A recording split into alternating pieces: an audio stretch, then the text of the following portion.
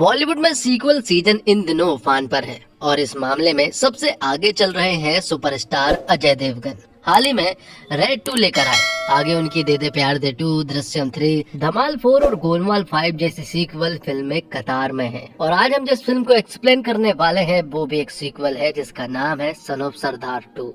यह एक no brain यानी दिमाग का शटर बंद करके देखे जाने वाली कॉमेडी फिल्म है। यह साल 2012 में आई अजय देवगन की multi star film Son of Sardaar का स्टैंड अलोन सीक्वल है। इसके अजय के किरदार जस्सी रंधावा के अलावा पिछली फिल्म से कोई लेना देना नहीं है। तो आइए सन ऑफ सरदार 2 फिल्म को एक्सप्लेन करते हैं और जानते हैं इसकी पूरी कहानी। तो फिल्म की शुरुआत होती है जस्सी रंधावा से, जो कि अपने बेबे के साथ पंजाब में रहता है। वो यहाँ पर बहुत खुश है, लेकिन उसकी एक तमन्ना है कि वो लंदन जा सके। बात कुछ ऐसी है कि 1 दशक पहले उसकी डिम्पल नाम की लड़की से शादी हुई थी, लेकिन डिम्पल जो है अब लंदन में रहती है और वहीं पर जॉब करती है। जस्सी ने कई बार वीजा के लिए अप्लाई तो किया है, लेकिन उसे अभी तक वीजा नहीं मिल पाया है, जिस वजह से कभी कभी वो बहुत उदास हो जाता है और भगवान को बहुत कुछ सुना भी देता है। कुछ ही दिनों के बाद उसका वीजा आ जाता है और अब जस्सी यहाँ पर लंदन जाने के लिए पूरी तरह से रेडी था। वो बहुत सालों के बाद अपनी बीवी डिम्पल से मिलने वाला था, जिससे वो बहुत प्यार करता है। तो लंदन पहुंचकर जब जस्सी अपनी बीवी डिम्पल से मिला तो वो उससे मिलकर बहुत खुश हुआ था, लेकिन सामने ये खुशी नहीं थी, क्योंकि डिम्पल ने तो जस्सी को एक खास काम से बुलाया है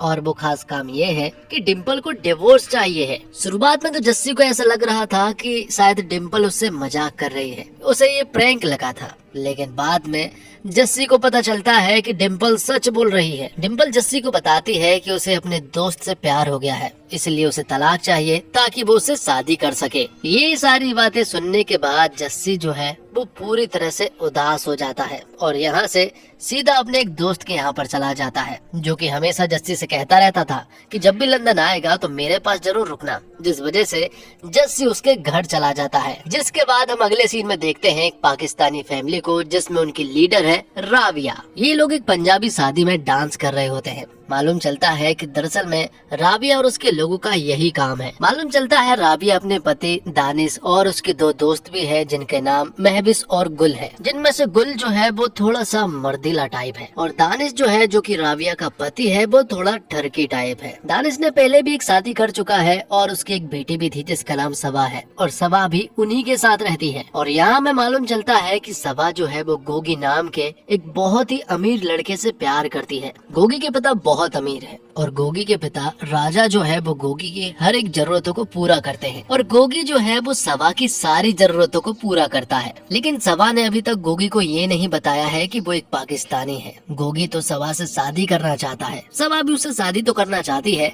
लेकिन वो भागकर करना चाहती है, क्योंकि वो अपनी फैमिली को गोगी की फैमिली वालों से नहीं मिलवाना चाहती है। इसलिए सबा हमेशा गोगी को भागने के लिए कहती रहती है। अब आगे हम देखते हैं कि जब राबिया और उसके सारे दोस्त मिलकर एक शादी का फंक्शन करने के लिए गए थे कि तभी राबिया को मालूम चलता है कि उसका पति दानिश जो है वो किसी रसियन के साथ भाग गया है। ये सुनकर राबिया पूरी तरह से हैरान रह चुकी थी, लेकिन ये सारी चीजें देखकर सबा बिल्कुल भी हैरान नहीं थी, क्योंकि उसे तो मालूम है कि उसके पिता कैसे हैं और उसने राबिया के साथ शादी दरअसल में पैसों के लिए ही की थी। और जिस रसियन के साथ अभी वो भागे हैं वो भी जरूर बहुत ही अमीर होगी। दूसरी तरफ हम देखते हैं कि जस्सी जिस पंजाबी दोस्त के यहाँ पर रुका हुआ है उसकी पत्नी बहुत खराब है और वो नहीं चाहती कि जस्सी यहाँ पर रुके, इसलिए उसका दोस्त जस्सी को सजेशन देता है कि वो यहाँ से चला जाए, वरना मुझे भी यहाँ से जाना पड़ेगा। और तो और वो उसे एक और बात बताता है कि वो किसी अच्छे से लॉयर को करे ताकि डिम्पल उसकी सारी जायदाद को हड़प न ले। दूसरी तरफ हम देखते हैं कि दानिश के चले जाने के बाद राबिया को थोड़ा बुरा तो लगा था। वो इसलिए नहीं कि दानिश अच्छा आदमी था,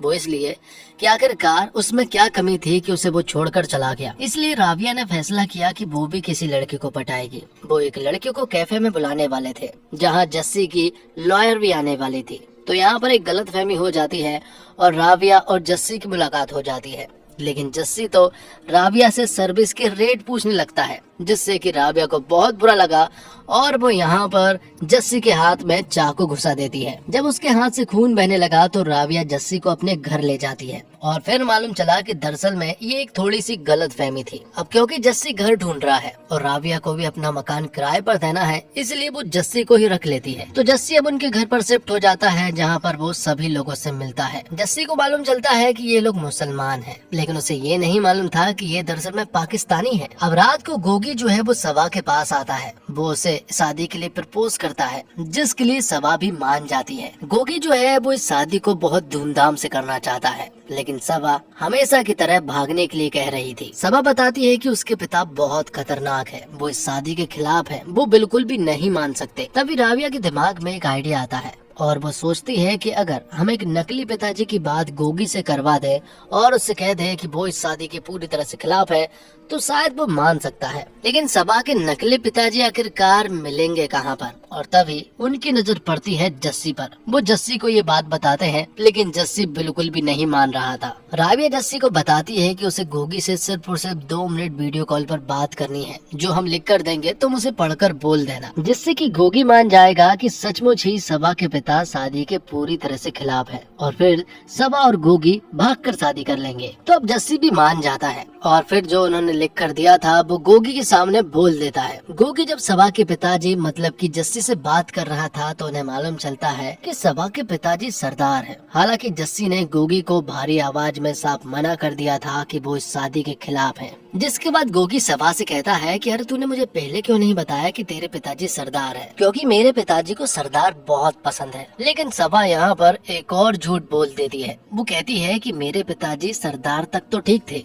वो कर्नल भी है और वो बहुत ज्यादा स्ट्रिक्ट है, इसलिए वो शादी के लिए नहीं मानेंगे। लेकिन जब ये बात यहाँ गोगी को मालूम चली कि उसके पिताजी कर्नल हैं, तो वो तुरंत ही अपने पिता राजा को ये सारी बातें बता देता है कि जिस लड़की से वो प्यार करता है उस लड़की का नाम सबा है और उसके पिताजी सरदार है और तो और वो कर्नल भी है। ये सुनने के बाद राजा बहुत खुश था, क्योंकि राजा को अपने देश इंडिया से बहुत ज्यादा प्यार है और उसे आर्मी मैन बहुत ही पसंद है, जिस वजह से वो गोगी से कहते हैं कि उन्हें शादी की बात मत करने दो, अब हम उनके पास जाएंगे और उनकी बेटी का शादी के लिए हाथ मांगेंगे। अब ये सारी बातें राबिया के घर भी मालूम चल चुकी थी कि गोगी की सारी फैमिली जो है वो सबा और गोगी की शादी पक्की करने के लिए आ रहे हैं। तो अब जस्सी को फिर से पिताजी बनना पड़ेगा। जस्सी बताता है कि वीडियो कॉल तक तो ठीक था, लेकिन अब सचमुच ही उसे उनके सामने आना पड़ेगा, इसलिए वो ये नहीं कर सकता है। तब राबिया यहाँ जस्सी से कहती है कि सिर्फ 2 घंटे की बात है और जब शादी होगी तो हम तुम्हें यहाँ से दूर भेज देंगे और कह देंगे कि तुम दरअसल में ड्यूटी पर चले गए हो। जिसके लिए जस्सी जो है वो एक बार फिर से मान जाता है और फिर अगले दिन जो है वो गोगी की पूरी फैमिली जो है वो राबिया के घर पर आ जाती है। लेकिन जस्सी यहाँ पर देखता है कि गोगी के पिता राजा जो है वो बहुत खतरनाक है, क्योंकि उनके आने से पहले उनके घर में लगभग 8-10 बॉडीगार्ड बंदूक लेकर आए थे। ये देखकर तो जस्सी पूरी तरह से हैरान रह चुका था। वो अंदर ही अंदर सोच रहा था कि आखिरकार वो कहाँ फंस गया। तो राजा यहाँ पर आते से ही सबसे पहले कर्नल मतलब कि जस्सी को सैल्यूट करता है। ये देखकर जस्सी पूरी तरह से हैरान था कि आखिरकार उसे इनके सामने करना क्या है, क्योंकि वो तो एक नॉर्मल बंदा है और ये लोग उसे कर्नल समझ बैठे हैं। जिसके बाद राजा और उसके लोग यहाँ जस्सी से बटालियन पूछने लगते हैं, कहाँ उसकी पोस्ट थी ये पूछने लगते हैं, लेकिन जस्सी को तो कुछ भी नहीं मालूम था। जिसके बाद राजा कहते हैं कि चलो छोड़ो, तुम बॉर्डर का कोई किस्सा सुना दो। जस्सी समझ जाता है कि अगर उसने यहाँ कुछ भी नहीं बोला तो वो पकड़े जा सकते हैं, इसलिए वो यहाँ पर बॉर्डर फिल्म को रिपीट कर देता है। सन्नी देओल के जो भी डायलॉग थे वो सारे डायलॉग को यहाँ पर उनके सामने बोल देता है, जो कि सन्नी देओल ने बॉर्डर फिल्म में बोले थे। और तो और सुनील शेट्टी ने भी जो भी बॉर्डर फिल्म में डायलॉग बोले थे वो सारे डायलॉग यहाँ पर जस्सी ने रिपीट कर दिए थे। ये सारे डायलॉग सुनने के बाद मोंटी और टॉनी कहते हैं कि ये डायलॉग तो उन्होंने बॉर्डर फिल्म में सुने थे, जिस पर कि यहाँ पर राजा कहते हैं कि ये सारी फिल्में जो है वो इंस्पायर्ड होती है और बॉर्डर फिल्म भी दरअसल में जस्सी रंधावा से ही इंस्पायर्ड है। तो जस्सी की फैमिली को देखकर राजा बहुत खुश हुआ और वो जस्सी से कहते हैं कि हम शादी के लिए पूरी तरह से तैयार हैं। शादी में आप लोगों को 1 रुपए भी खर्च करने की जरूरत नहीं है, बस आप लोग हमारे यहाँ पर आ जाइए। जिसके बाद वो लोग यहाँ से चले जाते हैं। और अब बात आती है कि आखिरकार इन्हें जाना कहाँ है। राजा की फैमिली एक ऐसी जगह पर रहती है जहाँ ट्रेन और बस नहीं जाती है, बल्कि सीधे फ्लाइट जाती है और जस्सी को फ्लाइट से बहुत ज्यादा डर लगता है। तो आखिरकार राबिया पूछती है कि तुम इंडिया से यहाँ पर कैसे आए। तो मालूम चला है कि दरअसल में जस्सी को एक दोस्त ने अफीम खिला दी थी, जिस वजह से नशे में होने की वजह से उसे कुछ भी याद नहीं था। लेकिन अब प्रॉब्लम ये थी कि आखिरकार लंदन में जस्सी के लिए वो लोग अफीम कहाँ से लेकर आएंगे। फिर मालूम चला कि विदेश के ग्रेवयार्ड में फूल चढ़ाए जाते हैं और वो फूल दरअसल में अफीम के ही तो होते हैं। वो लोग उस अफीम के फूल से अफीम बना लेते हैं और यहाँ जस्सी को चाय में वही अफीम को मिलाकर पिला दिया जाता है, जिससे कि जस्सी को नशा हो जाता है और फिर वो वहाँ पहुँच जाता है जहाँ पर कि उसको जाना था। तो जस्सी वहाँ पहुँचकर बहुत ही ऊटपटांग हरकतें कर रहा था, क्योंकि वो तो अफीम के नशे में था। जिसके बाद राजा यहाँ पर अपनी फैमिली के बारे में बताने लगता है। राजा बताते हैं कि उसके पिताजी जो है वो हर कभी शादी करते रहते थे और अब उनकी जो माँ है वो एक इंग्लिश मोहतरमा है जो कि एक पूल डांसर थी और फिलहाल वो उसी को माता जी मानते हैं। उसके दो भाई भी हैं, मोंटी और टोनी, जिनकी शादी नहीं हो पाई है, लेकिन वो गोगी की शादी किसी अच्छे परिवार में करना चाहते थे, जिनका वो काम आज पूरा हो चुका है, क्योंकि जस्सी की फैमिली उन्हें बहुत ही ज्यादा अच्छी लगी है। साथ ही राजा जस्सी को एक मन की बात भी बता देता है। वो कहता है कि उसे नाचने वाले लोग बिल्कुल भी पसंद नहीं है। पूल डांसर माताजी भी उन्हें कुछ खास पसंद नहीं है। वो बताते हैं कि नाचने वाले लोग घर बर्बाद कर देते हैं। राजा एक बात और बताता है कि उसे झूठ बोलने वालों से बहुत ज्यादा नफरत है और साथ ही वो ये भी बताता है कि साल भर में वो लगभग 4-5 लोगों को मार ही डालता है, क्योंकि छोटी मोटी गलती और छोटे मोटे झूठ तो वो सह लेता है, लेकिन बड़ी गलती और बड़े झूठ को वो माफ नहीं करता। वो लोगों को जान से मार देता है। ये सारी बातें सुनने के बाद जस्सी पूरी तरह से हैरान रह चुका था। जस्सी समझ गया था कि वो एक बहुत ही बड़ी प्रॉब्लम में फंसने वाला है। और तो और जस्सी को मालूम चलता है कि राबिया की पूरी फैमिली दरअसल में पाकिस्तानी है। तो ये देखकर तो उसे और भी ज्यादा बुरा लगता है। उसे समझ नहीं आ रहा था कि आखिरकार अब करना क्या है। दूसरी तरफ हम देखते हैं बंटू नाम के एक आदमी को, जिसके साथ 2 और नमूने भी शामिल थे। उसे मालूम चला है कि राबिया की फैमिली दरअसल में नाचने वाले हैं, जिससे वो गोगी की शादी नहीं होने दे सकता है। तो बंटू कौन है इसके बारे में हमें बाद में मालूम चलेगा। तो राबिया अपने दोस्त और सभा के साथ मिलकर शॉपिंग करने के लिए निकल जाती है और वो जस्सी से कह देती है कि वो कमरे से बाहर ना निकले, लेकिन जस्सी कहाँ मानने वाला था। वो तो राजा की मम्मी मतलब की इंग्लिश मोहतरमा के पास पहुंच जाता है, जो कि पूल डांसर है, और जस्सी उनसे कहता है कि अब मुझे नहीं लगता कि आप पूल डांस कर सकती होंगी, लेकिन इंग्लिश मोहतरमा कहती है कि मैं डांस करके बताऊंगी, और वो पूल डांस करने लगती है। जस्सी को राजा की बेबे का पूल डांस देखकर बड़ा मजा आ रहा था। वो गांव का पहला आदमी है जिसने लाइव पूल डांस देखा था, और तभी पूल डांस करते वक्त ही राजा की बेबे जो है वो फोल्ड हो जाती है और उनकी बहुत ही अजीबोगरीब मौत हुई थी। ये देखकर जस्सी पूरी तरह से डर जाता है और वो तुरंत ही यहाँ से भागने की कोशिश करता है। उसे लगता है कि अगर वो पकड़ा गया तो ये लोग उसे जान से मार देंगे, लेकिन राबिया और उसके लोग उसे पकड़ते हैं और उसे कहते हैं कि राजा की बेबे की जो मौत हुई है वो दरअसल में एक एक्सीडेंट है, तुमने उसे नहीं मारा है। और तो और वो राबिया की असलियत भी अब जस्सी को बता देते हैं। मालूम चलता है कि सभा के पिताजी मतलब कि दानिश ने राबिया की बड़ी बहन से शादी की थी, लेकिन बाद में जब वो मारी गई तो 1 महीने बाद ही उसने राबिया से शादी कर ली। लेकिन राबिया और दानिश के बीच बिल्कुल भी नहीं बनती थी। राबिया हमेशा ही सभा का ख्याल रखती रहती थी, जिस वजह से जस्सी भी अब नहीं जाता है। अब फ्यूनरल वाले दिन सभी लोग इकट्ठे हुए थे कि तभी हम यहाँ पर बंटू को देखते हैं, जो कि सभी के बीच बैठकर लोगों को बता रहा था कि नाचने वाले लोग कितने घटिया होते हैं। और सभी को ऐसा लग रहा था कि शायद बंटू जो है वो राजा की बेबे के बारे में बात कर रहा है, जो कि पूल डांसर थी, जबकि बंटू तो राबिया की फैमिली वालों को एक्सपोज कर रहा था कि इन लोगों से रिश्ता नहीं करना चाहिए। लेकिन सभी लोग कुछ और ही समझ बैठे, जिस वजह से बंटू को यहाँ पर बहुत ही बुरी तरह से मारा पीटा जाता है। अब क्योंकि राजा की बेबे की हाल ही में मौत हुई है, इसलिए राजा के पिताजी जो है वो ये शादी नहीं होने दे सकते। वो कहते हैं कि हाल ही में उनकी पत्नी का देहांत हुआ है, जिस वजह से वो ये शादी तो फिलहाल नहीं होने दे सकते, उन्हें थोड़ा टाइम चाहिए। लेकिन ऐसा तो राबिया नहीं चाहती है, क्योंकि अगर ज्यादा दिनों तक ऐसा हुआ तो उनकी पोल खुल सकती है। इसलिए राजा के पिताजी को वो अफीम वाली चाय पिला देते हैं, जिससे कि राजा के पिताजी पूरी तरह से खुश हो जाते हैं और वो शादी के लिए भी मान जाते हैं। वो कहते हैं कि जिस डेट पर तुम लोगों ने शादी फिक्स की है उसी डेट पर शादी होगी, लेकिन शादी से पहले एक प्रोग्राम रखा जाता है। लेकिन राबिया देखती है कि ये प्रोग्राम काफी सूखा सूखा सा है, जिस वजह से वो यहाँ पर नाच गाना करने लगते हैं और बहुत सारे ठुमके लगाने लगते हैं। लेकिन ये सारी चीजें देखकर यहाँ पर राजा को बिल्कुल भी अच्छा नहीं लगता, क्योंकि उसे नाचने वाले लोग बिल्कुल भी पसंद नहीं है। दूसरी तरफ हम देखते हैं जस्सी को, जो कि राबिया और उसके सभी लोगों को छोड़कर यहाँ से जा रहा था, लेकिन वो उससे पहले अपनी बेबे से बात करता है, क्योंकि उन्हें मालूम चल गया था कि दरअसल में अब जस्सी डिम्पल के साथ नहीं रहता है और वो राबिया के साथ रहता है और वो उनकी मदद भी कर रहा है। बेबे यहाँ जस्सी को समझाती है कि तू अपना घर तो नहीं बचा पाया, लेकिन अगर तू किसी का घर बचा सकता है तो ये बहुत बड़ी बात है। अगर तूने ये कर दिया तो तेरा घर भी जरूर बच जाएगा। वहाँ दूसरी तरफ पार्टी के बीच में राजा जो है वो राबिया और उसके लोगों को बुरी तरह से चिल्ला रहा था कि तभी यहाँ पर एंट्री होती है जस्सी की, जो कि राजा से कहता है कि नाच गाना कहाँ नहीं होता है। जब तक पार्टियों में फंक्शन में नाच गाना ना हो तब तक वो पार्टी नहीं मानी जाती है। और किसने कहा कि नाच गाना गलत होता है? लोग खुशी से नाचते हैं, अपनी खुशी को सेलिब्रेट करते हैं, इसी वजह से सभी लोग नाचते और झूमते हैं। ये सुनकर राजा भी चुप हो जाता है और अब यहाँ मालूम चलता है कि जस्सी जो है वो यहाँ से भागने वाला था, लेकिन अब वो रुक जाता है और वो सभा से कहता है कि वो यहाँ से भागने वाला था, लेकिन अब चाहे कुछ हो जाए वो तेरी शादी करा कर ही रहेगा। ये सारी बातें सुनने के बाद राबिया जो है वो जस्सी से इम्प्रेस हो चुकी थी, वो जस्सी को पसंद करने लगी थी। आगे हम देखते हैं कि राजा जो है वो शूटिंग बाजी कर रहा था और वो अपने पास जस्सी को भी बुलाता है। वो क्योंकि कर्नल है इसलिए राजा चाहते हैं कि वो भी एक शूट तो जरूर करे, लेकिन जस्सी का एम यहाँ पर मिस हो जाता है, जिससे कि राजा को डाउट होने लगा था। तब जस्सी कहता है कि वो छोटे मोटे खिलौने से नहीं खेलता, बल्कि वो तो टैंक चलाता है। ये सुनने के बाद राजा यहाँ पर टैंक बुलवा लेता है और ना चाहते हुए भी जस्सी को वो टैंक चलाना पड़ता है। वो गूगल पर सर्च करता है कि आखिरकार टैंक स्टार्ट कैसे करना है।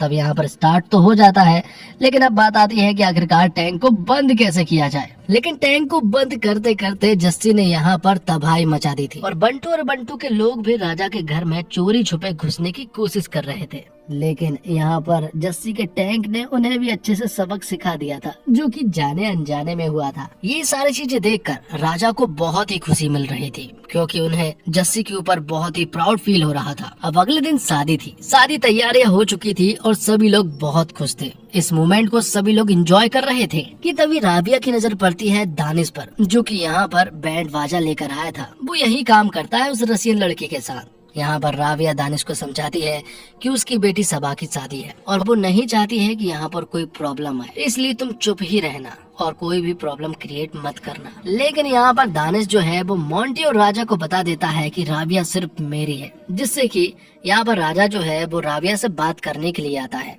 तो राबिया बताती है कि जस्सी जब ड्यूटी पर जाया करते थे तब वो बिल्कुल अकेली हो जाती थी और तब सालों पहले दानिश से उनका अफेयर हुआ था, लेकिन अब उनके बीच में ऐसा वैसा कुछ भी नहीं है। ये सुनकर राजा और मोंटी को जस्सी के लिए काफी बुरा लग रहा था कि दरअसल में राबिया का एक दूसरे बंदे के साथ अफेयर है, लेकिन खैर छोड़ो, ये बात जस्सी को नहीं मालूम चलनी चाहिए। दूसरी तरफ हम देखते हैं कि जस्सी की पत्नी डिम्पल भी यहाँ पर आ जाती है। दरअसल में डिम्पल से जो शादी करने वाला था उसकी नजर जो है वो डिम्पल की जायदाद पर थी, जिस वजह से डिम्पल ने उसे छोड़ दिया और वो यहाँ जस्सी से मिलने आ गई। लेकिन जब जस्सी और डिम्पल को राजा और मोंटी ने साथ में देखा तो वो जस्सी से बात करने पहुंच जाते हैं। तो जस्सी बताता है कि जब वो ड्यूटी पर था तब वो बिल्कुल अकेला पड़ चुका था और तभी उसकी मुलाकात डिम्पल से हुई थी। जस्सी या राजा से कह देता है कि ये बात वो राबिया को ना बताए, वरना प्रॉब्लम हो सकती है। लेकिन अब राजा को सारी बातें मालूम चल चुकी थी। राजा को मालूम चल गया था कि जस्सी एक नॉर्मल इंसान है, वो कर्नल नहीं है,